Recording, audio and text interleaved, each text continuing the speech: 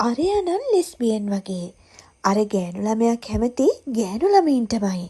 ඒ ගෑනු ළමයාගේ පාර්ට්නර් ගෑනු ළමයෙක්ලු නේද? ඔන්න ඔය කතා අපි අහලා තිබ්බට ඔය ලෙස්බියන් කියන නම හැදෙන හැටි අපි දන්නේ නෑ නේද? මම හැමදාම කියනවා ඕනෑම භාෂාවකට වචන ඒ වචන භාවිතා වන වාග් විවහාරයන් හැදෙන්න හේතුවක් තියෙනවා. එහෙනම් දැනගමු ඇයි ලෙස්බියන් කියලා හැදුනේ කියලා. මේ වචනේ 19 වන සියවසේ අගභාගයේ ඉඳලම භාවිතයට ආපු වචනයක්. ඒත් මේ වචනය හරියටම ගැහැණු සමලිංගික පාර්ශවයන් හඳුන්වන්න ගත්තේ අවුරුදු 2500කට කලින්.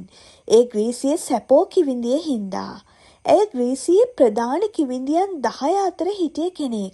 ඇය ජීවත් වුණේ ලෙස්බෝ කියන දූපතේ.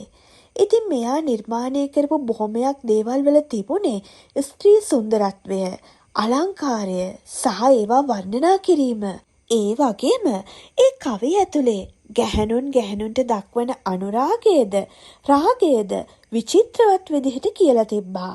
ඔහොම කාලයක් යනකොට ඒ කිව්වේ ක්‍රිස්තුපූර්ව 570 වගේ වෙනකොට සැපෝ ජීවිතයෙන් සමුගන්නවා.